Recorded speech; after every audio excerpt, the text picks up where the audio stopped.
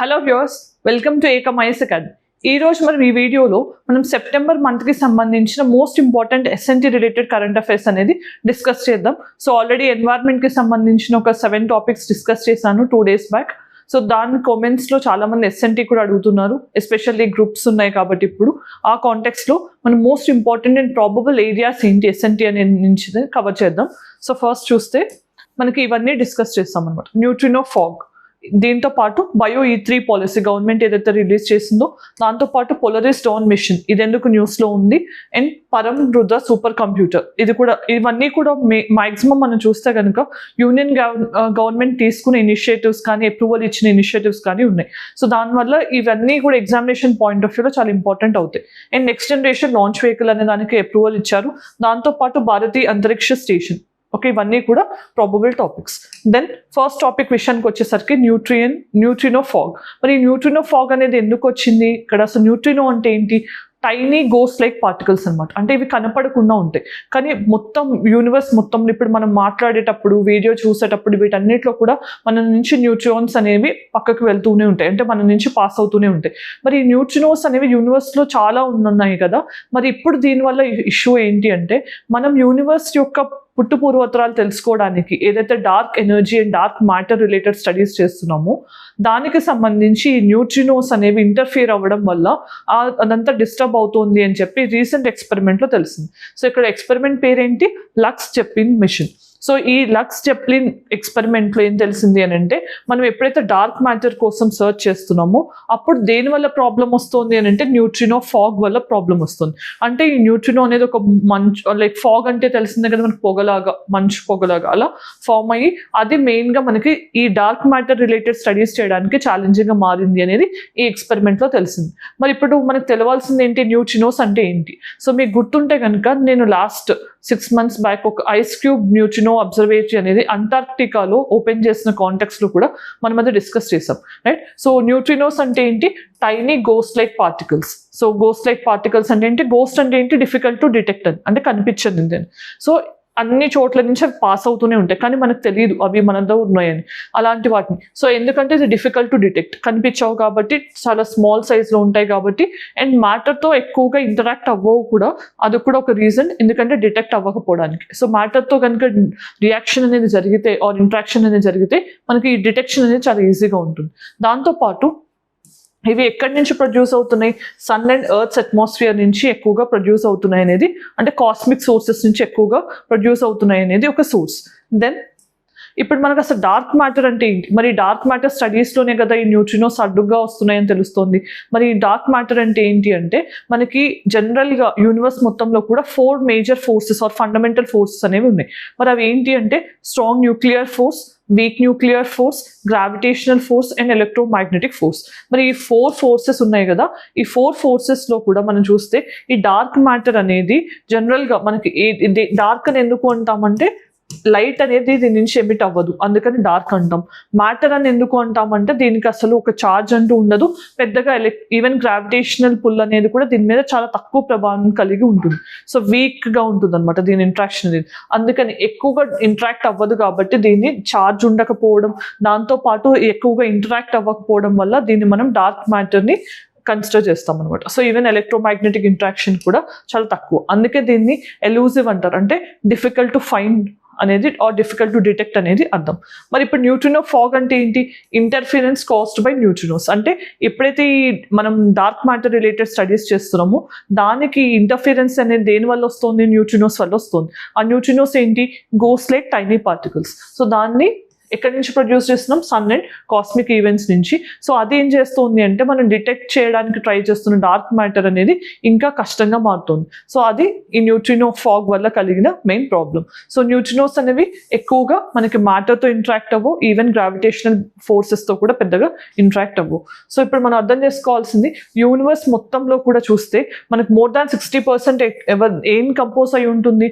Dark energy. మరి దాని తర్వాత ఏంటంటే డార్క్ మ్యాటర్ అనేది ఆల్మోస్ట్ 27% ఆఫ్ యూనివర్స్ కంపోజిషన్లో ఉంది. దాని తర్వాత మనకు ఆర్డినరీ మ్యాటర్ అనేది 4.9 అంటే 5% ఆల్మోస్ట్గా ఉంది. సో ఇది universe related composition. Then next topic విషయానికి వచ్చేసరికి బయో E3 పాలసీ. మరి ఇదెందుకు న్యూస్లో ఉంది అంటే రీసెంట్గా యూనియన్ క్యాబినెట్ బయో E3 పాలసీని అప్రూవ్ చేయడం జరిగింది. మరి బయో E3 అంటే ఏంటి? బయో E3 అంటే బయోటెక్నాలజీ,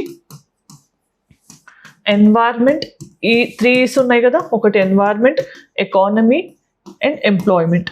అంటే మనం బయోటెక్నాలజీని ఎన్వైర్న్మెంట్ ప్రొటెక్షన్కి, తర్వాత ఎకనామిక్ గ్రోత్ కోసం, దాంతోపాటు ఎంప్లాయ్మెంట్ జనరేషన్ కోసం ఎలా యూజ్ చేయాలి, దాన్ని ఇంకా ఎంత ఇంప్రూవ్ చేయాల్సిన అవసరం ఉంది అనేది హైలైట్ చేస్తూనే ఈ పాలసీని తీసుకురావడం జరిగింది.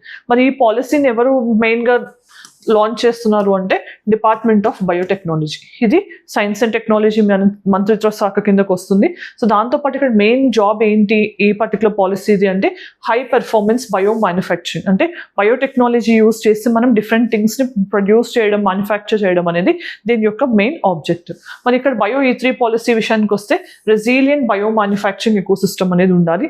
సో దట్ ఎన్వైర్న్మెంట్ కూడా ఒక పిల్లర్ కదా. సో మనకి క్లైమేట్ చేంజ్ రిలేటెడ్ మిటిగేషన్ కానీ, సెక్యూరిటీ కానీ, హ్యూమన్ హెల్త్ అని వీటన్నిటికి సంబంధించి మనం కొంచెం బయోటెక్నాలజీని యూజ్ చేసి ఎన్వైర్న్మెంట్, ఎకానమీ, ఎంప్లాయ్మెంట్ ఈ మూడింటిని సాటిస్ఫై అయ్యే విధంగా మనం రెసిలియంట్గా తయారు చేసుకోవాల్సిన అవసరం ఉంది అని చెప్తోంది bio E3 policy. Then focus ఏంటి ఇక్కడ? Industrialising biology to promote sustainable as well as circular practices. Circular అంటే ఏంటి? Reduce, reuse, refuse, recycle. దీన్ని సర్క్యులర్ అంటాం అనమాట. అంటే వేస్ట్ అనేది ఎక్కువ లేకుండా మనం ప్రతిదాన్ని రీయూజ్ చేయడం కానీ, రెడ్యూస్ చేయడం కానీ, రీసైకిల్ చేయడం కానీ దాన్ని సర్క్యులర్ ఎకానమీ అని అంటాం. సో వాటిని ప్రయారిటైజ్ చేయడం బయాలజీ దాన్ని యూజ్ చేసి. అంటే ఫర్ ఎగ్జాంపుల్ మీకు ఈ సిచ్యువేషన్ అర్థం కావాలి అని అంటే బయోటెక్నాలజీ ఎన్వైర్న్మెంట్ పాయింట్ ఆఫ్ వ్యూలో ఎలా యూజ్ చేస్తామంటే ఈ మధ్య కాలంలో మనం ప్లాస్టిక్ ఈటింగ్ బ్యాక్టీరియాని కూడా డెవలప్ చేస్తున్నాం. ప్లాస్టిక్ ఈటింగ్ బ్యాక్టీరియా అనేది బయోటెక్నాలజీ యొక్క అప్లికేషన్ అనమాట. సో దానివల్ల ఏంటి? వేస్ట్ నుంచి కూడా మనం ఎనర్జీ జనరేషన్ కానీ, లేకపోతే వేస్ట్ అనే దాన్ని కొంచెం బెటర్ ఫామ్లో కన్వర్ట్ చేయడం కానీ చేస్తున్నాం. సో దాన్ని కూడా మనం ఎగ్జాంపుల్గా అర్థం చేసుకోవచ్చు.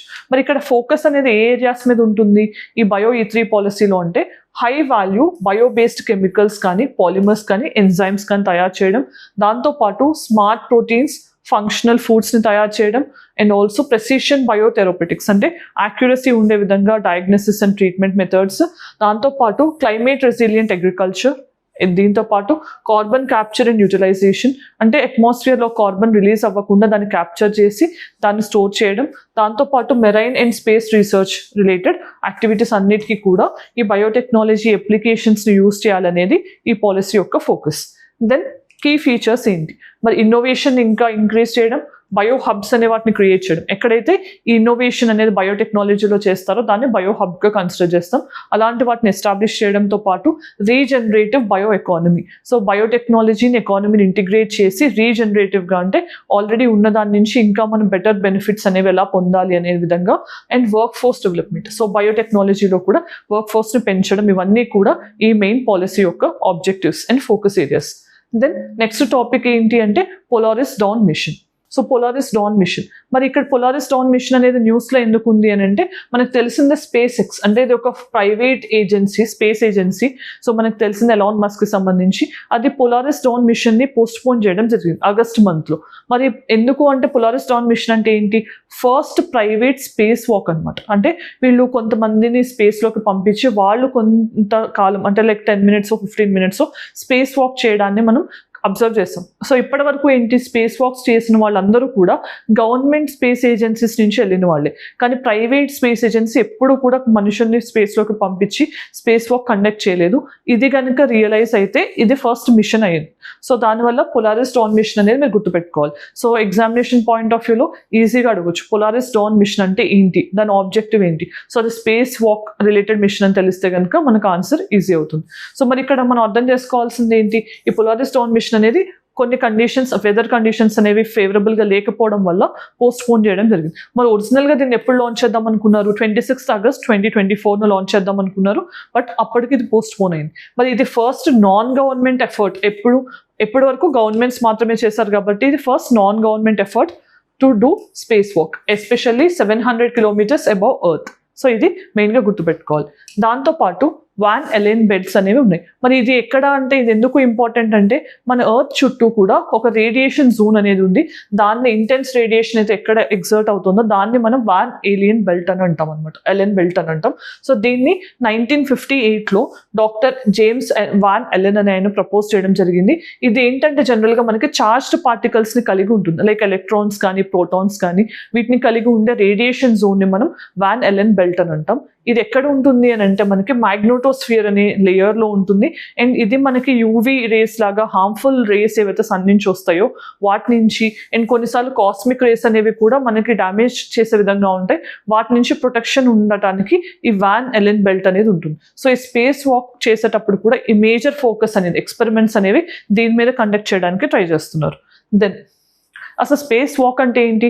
దీన్ని మనం ఏమని అంటాం? ఎక్స్ట్రా వెహికులర్ యాక్టివిటీ అని కూడా అంటాం. అంటే ఆస్ట్రోనాట్స్ ఎవరైతే స్పేస్లోకి వెళ్తారో స్పేస్ క్రాఫ్ట్ నుంచి వాళ్ళు బయటకు వచ్చి కొంత టైం స్పేస్లో వాక్ చేయడాన్ని స్పేస్ వాక్ అని అంటాం. సో ఫస్ట్ టైం ఎవరు చేశారు అని అంటే సోవియట్ కాస్మోనాట్ అలెక్సీ లెవెనోవ్.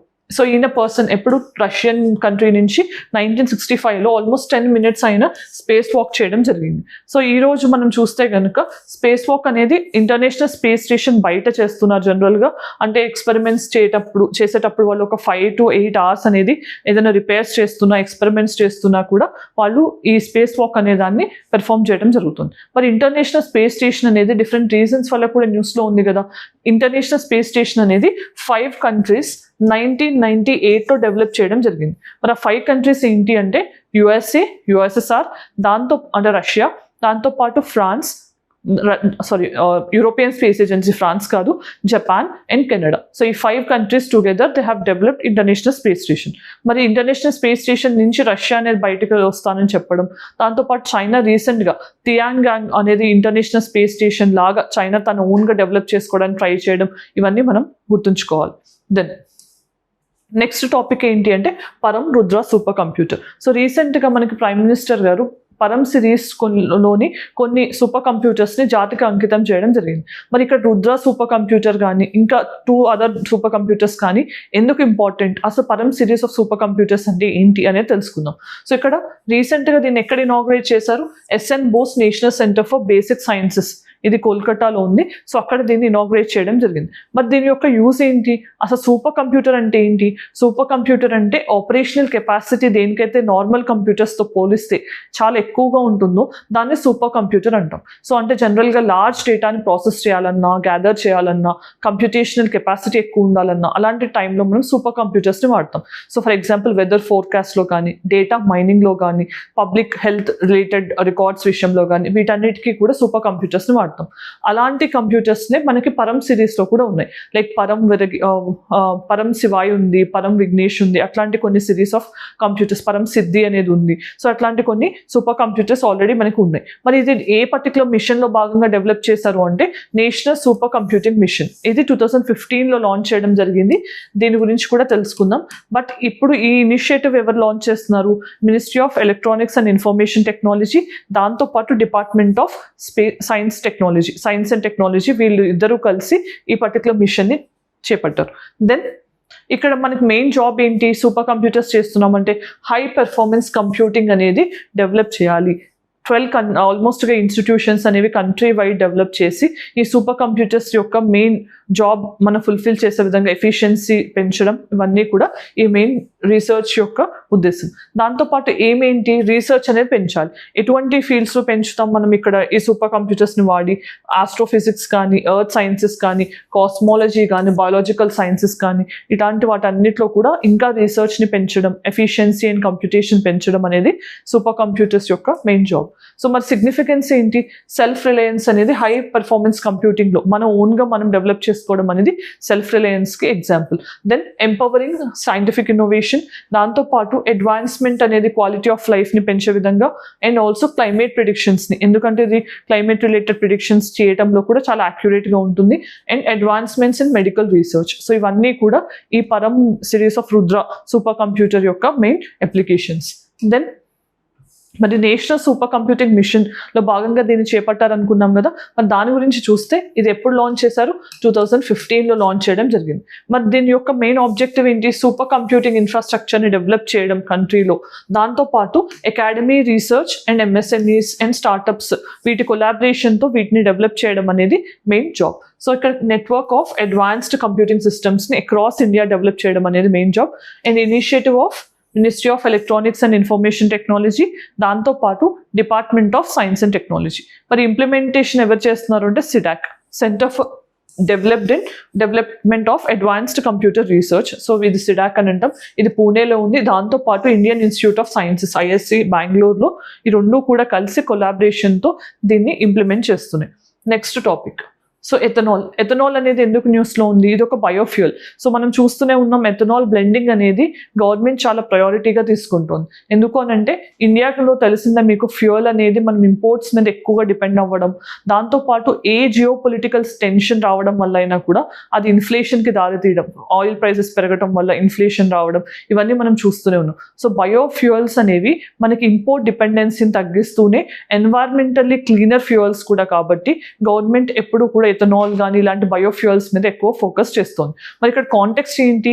రీసెంట్గా union minister of consumer affairs and food processing and food public distribution ప్రకారం ఏంటి, ఇండియా ఎథనాల్ ప్రొడ్యూసింగ్ అండ్ కన్సంప్షన్లో 3rd లార్జెస్ట్ కంట్రీగా నమోదైంది. సో ఆ కాంటెక్స్లో ఎథనాల్ ఏంటి అంటే అగ్రికల్చర్ బై ప్రోడక్ట్. జనరల్గా దేని నుంచి తయారు చేస్తాం? షుగర్ కేన్ నుంచి మొలాస్ వస్తుంది కదా, దాని నుంచి మనం ఎథనాల్ అనేది తయారు చేస్తాం. అలా కాకుండా రైస్ హస్క్ కానీ, మేస్ కానీ, బ్రోకెన్ వీట్ కానీ, రాటెన్ పొటాటో కానీ వీటన్నిటి నుంచి కూడా తయారు చేయొచ్చు. ఇది ఖచ్చితంగా రెన్యూవబుల్ ఫ్యూయల్. ఎందుకంటే దీనికి మెయిన్గా మనం ప్రైమరీ సోర్స్ ఏం వాడుతున్నాం? అన్ని ప్లాంట్స్. మరి ఆ ప్లాంట్స్ అన్నీ కూడా సన్ నుంచి ఎనర్జీని తీసుకుని ఫోటోసింథసిస్ ద్వారా క్రియేట్ చేస్తున్నాయి కదా, అందుకని దీన్ని ఖచ్చితంగా మనం రెన్యూవబుల్ ఫ్యూయల్ అనుకోవచ్చు. మరి ఇది జనరల్గా దేని నుంచి చేస్తామంటే షుగర్ కేన్ మొలాసెస్ అనేది ఫర్మెంటేషన్ ద్వారా మనం బయోఫ్యూయల్గా డెవలప్ చేసుకుంటున్నాం. మరి ఎథనాల్ బ్లెండింగ్ అంటే ఏంటి? ఎథనాల్ని పెట్రోల్లో మిక్స్ చేయడం అనేది ఎథనాల్ బ్లెండింగ్. మరి ఇప్పుడు కరెంట్ రేట్ ఎంత ఉంది అని అంటే మనకి 10% ఎథనాల్ అనే దాన్ని 90% పెట్రోల్తో మిక్స్ చేస్తున్నాం. బట్ దీన్ని 20%కి పెంచాలి అండ్ 80% అవుతుంది పెట్రోల్ అప్పుడు. సో దీని టార్గెట్ ఎప్పుడు పెట్టుకుంది గవర్నమెంట్? 2025. ఇంతకుముందు 2030 ఉండేది, దాన్ని 2025కి అడ్వాన్స్ చేయడం జరిగింది. ఎందుకంటే మనం ప్యారిస్ అగ్రిమెంట్లో మన టార్గెట్స్ని ఫుల్ఫిల్ అవ్వాలి అని అంటే ఇలాంటి ఎమిషన్స్ తగ్గించాల్సిన అవసరం ఉంది. అండ్ మనకి ఇక్కడ లెస్ ఫాసిల్ ఫ్యూయల్ అనేది ఉంటుంది. అంటే మనం ఎథనాల్ కంటెంట్ పెంచే కొద్దీ ఏమవుతుంది? సో పెట్రోల్ కంటెంట్ అనేది తగ్గుతుంది. సో మనం క్లీనర్ ఆల్టర్నేటివ్గా దీన్ని భావించవచ్చు. మరి ఫస్ట్ జనరేషన్ ఎథనాల్ అంటే ఏంటి? ఏదైతే ఎడిబుల్ సోర్సెస్ నుంచి చేస్తామో దాన్ని ఫస్ట్ జనరేషన్ ఎథనాల్ అంటాం. మరి సెకండ్ జనరేషన్ ఎథనాల్ అనేది నాన్ ఎడిబుల్ సోర్సెస్ నుంచి. సో ఇందాక మనం అనుకున్నట్టు రైస్ హస్క్ కానీ, మేస్ కానీ, బ్రోకెన్ వీట్ కానీ, రాటన్ పొటాటోస్ ఇలాంటి వాటన్నిటి నుంచి చేసేది సెకండ్ జనరేషన్ ఎథనాల్. మరి అప్లికేషన్స్ ఏంటి ఎథనాల్ది? జనరల్గా ఇండస్ట్రియల్ కెమికల్గా యూస్ చేస్తాం, సాల్వెంట్గాను యూస్ చేస్తాం, అండ్ ఆల్సో ఆటోమేటివ్ గ్యాసోలిన్గా కూడా యూస్ చేయడం జరుగుతుంది. సో ఇవన్నీ కూడా దీని అప్లికేషన్స్. దెన్ నెక్స్ట్ టాపిక్ ఏంటి? Next generation launch vehicle. ఇది కూడా ఎందుకు న్యూస్లో ఉంది అని అంటే రీసెంట్గా యూనియన్ క్యాబినెట్ స్పేస్కి సంబంధించి 4 మెయిన్ డెసిషన్స్ని తీసుకోవడం జరిగింది. ఒకటి, మనకి నెక్స్ట్ జనరేషన్ లాంచ్ వెహికల్ని భారతీయ అంతరిక్ష స్టేషన్ అనౌన్స్ చేశారు. దాంతోపాటు చంద్రయాన్ 4, దాంతోపాటు వీనస్ మిషన్, ఫస్ట్ మిషన్ ఏదైతే శుక్రయాన్ అనుకుంటున్నాము, వీటన్నిటికీ కూడా క్యాబినెట్ ఆమోదం తెలపడం జరిగింది. సో ఆ కాంటెక్స్ట్లో మనం గుర్తుపెట్టుకోవాల్సింది ఏంటి? ఇక్కడ నెక్స్ట్ జనరేషన్ లాంచ్ వెహికల్ అంటే లాంచ్ వెహికల్ అంటే ఏంటి? ఏదైతే శాటిలైట్ని తీసుకెళ్లి ఆర్బిట్లో ప్రవేశపెడుతుందో దాన్నే లాంచ్ వెహికల్ అంటాం. సో ఇప్పటి వరకు మనకి 2 ఎక్స్పెరిమెంటల్ లాంచ్ వెహికల్స్ ఉన్నాయి, 2 డెవలప్మెంటల్ లాంచ్ వెహికల్స్ ఉన్నాయి. ఎక్స్పెరిమెంటల్ అంటే ఏంటి? శాటిలైట్ లాంచ్ వెహికల్ SLV మనం 1980sలో యూస్ చేసాం కదా, రోహిణి సిరీస్ ఆఫ్ శాటిలైట్స్ని పెట్టడానికి, దాన్ని అంటాం. And ASLV augmented satellite launch vehicle. ఈ 2 కూడా ఎక్స్పెరిమెంటల్ లాంచ్ వెహికల్స్ అంటాం. మరి డెవలప్మెంటల్ లాంచ్ వెహికల్స్ అంటే ఏంటి?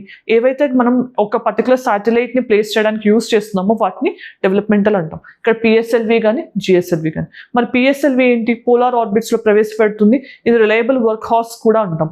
కానీ మెయిన్ డ్రాబ్యాక్ ఏంటి అంటే limited payload and limited extent వరకు మాత్రమే ఇది వెళ్ళగలదు. మనం హెవియర్ శాటిలైట్స్ని పంపించాలి స్పేస్లోకి అంటే కనుక PSLV అనేది మనకి యూజ్ అవ్వదు. సో దానికోసమే మనం GSLVని యూజ్ చేస్తున్నాం. మరి GSLV కూడా మనం ఇనీషియల్గా చూస్తే రష్యన్ క్రయోజనిక్ ఇంజన్ వాడాం. తర్వాత తన టైమ్స్లోనే మనం మన ఇండియన్ ఇండిజినస్ క్రయోజనిక్ ఇంజన్ని డెవలప్ చేసుకోవడం జరిగింది. దాని పేరే CE-20 అంటాం. సో దాన్నే LVM-3 are launch vehicle mark 3 అని కూడా అంటున్నాం. దాన్ని యూజ్ చేసి మనం చంద్రయాన్ 3 లాంచ్ చేయడం జరిగింది. ఇప్పుడు గగన్యాన్ కూడా దాని నుంచే మనం లాంచ్ చేయబోతున్నాం. మరి ఇప్పుడు నెక్స్ట్ జనరేషన్ లాంచ్ వెహికల్ అనేది ఎందుకు అవసరం అంటే, ఇప్పటి వరకు కూడా మనకి ఏవైతే లాంచ్ వెహికల్స్ ఉన్నాయో లైక్ LVM-3 GSLV అని ఇంతకు ముందు ఉండేది, ఇప్పుడు LVM-3గా మార్చాం. సో ఈ లాంచ్ వెహికల్ మార్క్ 3 ఏదైతే ఉందో దాని కాస్ట్ అనేది చాలా ఎక్కువ అంటే తయారు చేయడానికి. మరి ఎందుకు ఎక్కువ అవుతుంది అంటే, ఒకసారి లాంచ్ చేసామంటే అది మళ్ళీ వెనక్కి రాదు. అంటే ఫైనల్ స్టేజ్ అనేమో స్పేస్ డెబ్రిస్గా ఉంటుంది, మిగతా స్టేజెస్ అనేవన్నీ డిటాచ్ అయిపోయి బర్న్ అయిపోతూ ఉంటాయి అట్మాస్ఫియర్లో. సో మరి మనకి రీయూజబిలిటీ లేనప్పుడు ప్రతిసారి కొత్త తయారు చేయాల్సిన అవసరం ఉంటుంది కదా. సో ఆ కాస్ట్ అనేది తగ్గించడానికి నెక్స్ట్ జనరేషన్ లాంచ్ వెహికల్ని రీయూజబుల్గా మారుస్తున్నాం. దాంతోపాటు తక్కువ కాస్ట్కి ఎక్కువ పేలోడ్ తీసుకెళ్లే విధంగా కూడా దీన్ని డిజైన్ చేస్తున్నాం. సో ఇప్పటివరకు GSLV అనేది జనరల్గా ఎంత క్యారీ చేస్తుంది, మాక్సిమం 6,000 to 8,000. అంటే మనకి ఎప్పుడైనా డిస్టెన్స్ ఎక్కువ అయితే పేలోడ్ తగ్గుతుంది, డిస్టెన్స్ తక్కువ ఉంటే మనం పేలోడ్ వెయిట్ పెంచుకోవచ్చు అనమాట. సో మరి ఇప్పుడు నెక్స్ట్ జనరేషన్ లాంచ్ వెహికల్ ఏదైతే LVM-3 ఆల్రెడీ ఉందో దానికంటే ఆల్మోస్ట్ 1.5 times మినిమం పేలోడ్ని ఎక్కువ తీసుకెళ్ళగలదు. సో పేలోడ్ వైజ్ ఎక్కువ తీసుకెళ్తుంది, కాస్ట్ వైజ్ తక్కువ, అండ్ రీయూజబిలిటీ అనేది ఇంకొక బెనిఫిట్. సో అలా మనం నెక్స్ట్ జనరేషన్ లాంచ్ వెహికల్ని LVM-3కి ఆల్టర్నేటివ్గా డిజైన్ చేసుకోవడం జరుగుతుంది. మరి ఇది ఎప్పుడు రెడీ అవుతుంది అంటే ఆల్మోస్ట్ 8 years పైన పడుతుంది. ఎందుకంటే 96 months పడుతుంది అని ఇస్రో ఎస్టిమేట్ చేస్తుంది. దాంతోపాటు అది కొంచెం రెడీ అయిన తర్వాత అట్లీస్ట్ 3 times దాన్ని ట్రయల్ చేస్తారనమాట. సో అది సక్సెస్ఫుల్ అయితేనే తర్వాత దాన్ని మనం ప్రాపర్గా కమ్యూనికేషన్ శాటిలైట్స్ కానీ దేన్నైనా ప్రవేశపెట్టడానికి యూజ్ చేయడానికి ఉంటుంది. సో ఫస్ట్ ఇక్కడ మనం చూస్తే కనుక ఇస్రో అనేది దీన్ని డెవలప్ చేస్తుంది.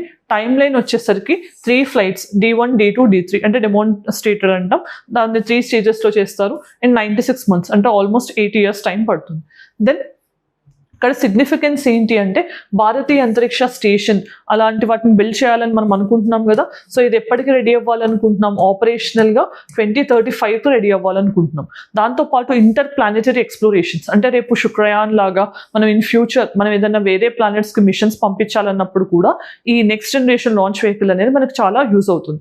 దాంతోపాటు మనకి కమ్యూనికేషన్ శాటిలైట్స్ కానీ ఎర్త్ అబ్జర్వేషన్ శాటిలైట్స్ని పంపించడానికి, దాంతోపాటు హ్యూమన్ స్పేస్ ఫ్లైట్ ప్రోగ్రామ్ అంటే ఇప్పుడు మనం గగన్యాన్ ఏదైతే చేస్తున్నామో అలానే ఫ్యూచర్లో చంద్రయాన్ 4లో భాగంగా 2040లో ఫస్ట్ టైం ఒక ఇండియన్ని మూన్ మీద అడుగు పెట్టే విధంగా ప్లాన్ చేస్తున్నాం కదా. వీటన్నిటిలో కూడా నెక్స్ట్ జనరేషన్ లాంచ్ వెహికల్ అనేది అప్పటికి రెడీ అయితే ఖచ్చితంగా సిగ్నిఫికెంట్ రోల్ ప్లే చేస్తుంది అనడానికి ఎగ్జాంపుల్.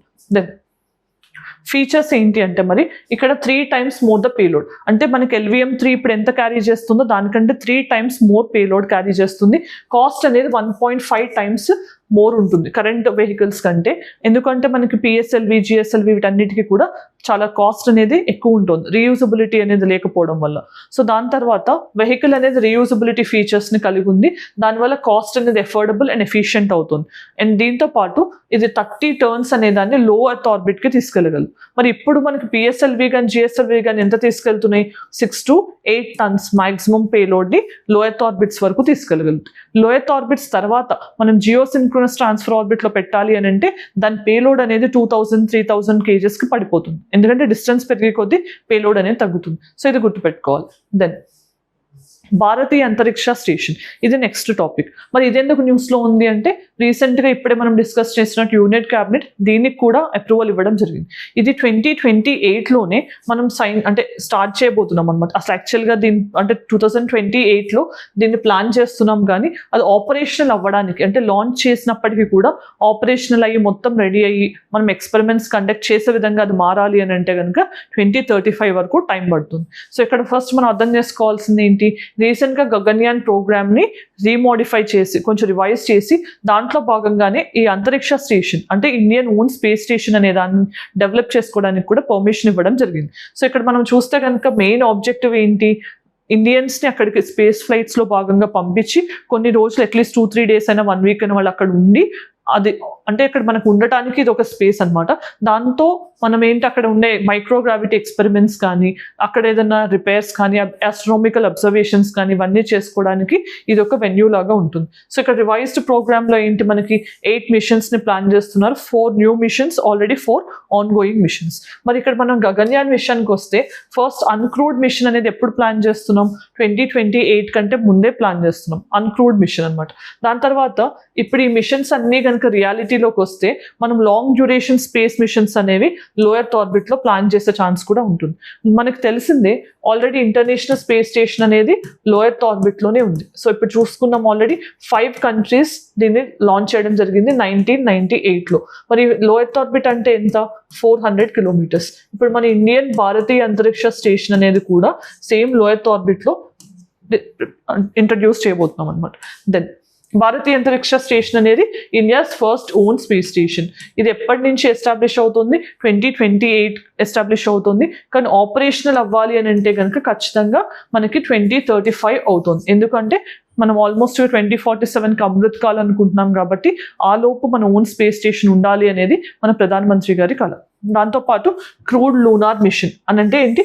మాన్ని హ్యూమన్స్ని మనం ఇండియన్స్ని ఎస్పెషల్లీ మనం మూన్ మీదకి పంపించాలి అనేది చంద్రయాన్ 4లో భాగంగా phase 2లో ఆలోచిస్తున్నాం. అది 2040 వరకు చేయాలి అనేది కూడా ఒక ఆబ్జెక్టివ్గా కనిపిస్తుంది. సో దాంతోపాటు మనం ఇవన్నీ గుర్తుపెట్టుకోవాలి. ఇక్కడ మెయిన్ ఆబ్జెక్టివ్ ఏంటి? స్పేస్ స్టేషన్ది అడ్వాన్స్డ్ మైక్రోగ్రావిటీ రీసెర్చ్. మనకు తెలిసిందే గ్రావిటీ అని ఏంటి? Gravitational pull, force of attraction between 2 bodies కదా. సో మరి ఆ మైక్రోగ్రావిటీ అంటే ఏంటి? ఎక్కడైతే జీరో గ్రావిటీ కానీ లెస్ గ్రావిటీ కానీ ఉంటుందో దాన్ని మైక్రోగ్రావిటీ ఎక్స్పెరిమెంట్ అంటాం. సో అలాంటి వాటిని కండక్ట్ చేయడానికి ఈ స్పేస్ స్టేషన్స్ అనేవి ఎంతగానో హెల్ప్ చేస్తాయి. మరి ఈరోజు ప్రాక్టీస్ క్వశ్చన్ ఏంటనే చూద్దాం.